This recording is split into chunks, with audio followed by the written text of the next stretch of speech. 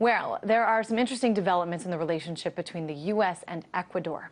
These are two countries that have not for quite some time had many issues between them. We did report at length last year when an Ecuadorian court ruled that Chevron must pay $8.6 billion in damages relating to a pollution lawsuit. That amount actually later increased to $18 billion, and still, Chevron has not paid a penny of it. They call the judgment fraudulent. Then we told you about a decision by Ecuador to grant WikiLeaks co-founder Julian Assange asylum. He's been staying at the Ecuadorian embassy for several months, still with no way out. I speak to you today as a free man,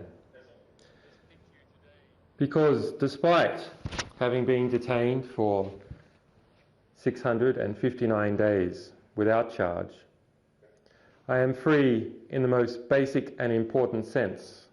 I am free to speak my mind.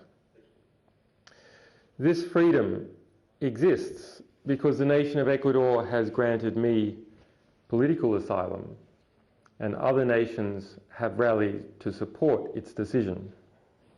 Well, since that speech at the UN, Julian Assange's health has reportedly been diminishing. Still, at this point, he has no safe passage out. Even if he needed, for example, to go to the hospital, he'd most likely be arrested after any treatment. And now there's this. A three-person tribunal has just decided that Ecuador must pay $1.8 billion to the U.S.-based Occidental Petroleum. As far as why, it's somewhat unclear, though a, quote, contract breach is what's being alleged here. I want to bring in Miguel Tinker Salas, professor of Latin American history at Pomona College. He is the author of the book, The Enduring Legacy, Oil, Culture, and Society in Venezuela. Let's talk first, Professor Salas, about these allegations. What's this treaty or this contract that Ecuador has supposedly breached? Well, in 1999, Ecuador signed a contract with Occidental to produce oil in a Block 15 in an area of Ecuador.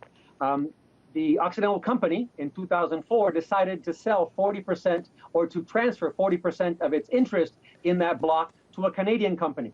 That's a violation of the hydrocarbon law in Ecuador, and as a result, in 2006, Ecuador moved to cancel the contract. So the allegation on the part of Occidental has to do with the cancellation of its contract, and the interesting part is that that block, which was producing under Occidental 44,000 barrels a day, is today producing 144,000 barrels a day. And that's really what bothers Occidental, and that's really what they're going after. They want to get back into Ecuador. They want to get back into the countries that produce oil in the region, and this is part of their strategy. So do you think this is a viable strategy? I mean, is this something legally, the courts here, the courts there, that they have a chance, of really being able to get Ecuador to pay up? Well, no, I think the countries of South America, particularly Venezuela and Bolivia, have already withdrawn from this court. Ecuador withdrew from this court in 2009 and doesn't recognize its validity, so that Ecuador is not going to pay the debt, the judgment. They have, in fact, said they would appeal the judgment. And the larger picture within South America is that countries like Venezuela, Ecuador, and Bolivia have exerted sovereignty over what had been previously a series of hodgepodge of contracts given to foreign companies. And that's really what the large companies resent, because now state-owned companies, in fact, if you look at Venezuela, Brazil, Ecuador, these are state oil companies that now are producing, and the investments in those countries depends on your relationship with those state companies. Now, certainly a U.S. oil company is not directly connected in any way to the U.S. government, but there is concern out there. What do you think, Professor Salas? Do you think there's any reason to believe that this is in retaliation to Ecuador's offer to grant Julian Assange asylum? I think it adds up to a series of pressures on Ecuador. Objectively, it provides increased pressure, but the initiative before the court had been there since 2006. The case had been filed in 2006. The hearings were in 2008. So that in reality, its timing is interesting. It comes out now. In that sense, we can say it adds more pressure to Ecuador in the broader context of the case with Chevron, which is $18 billion, which Chevron is not paying. But again, the attention is given now to Occidental, and Ecuador is responding by saying it doesn't recognize the court. It has national sovereign rights over its oil production, and it will continue to pursue those policies. Now, recently, the foreign minister of Ecuador, Ricardo Patiño, spoke to RT, and I want to play a quick part of what he said.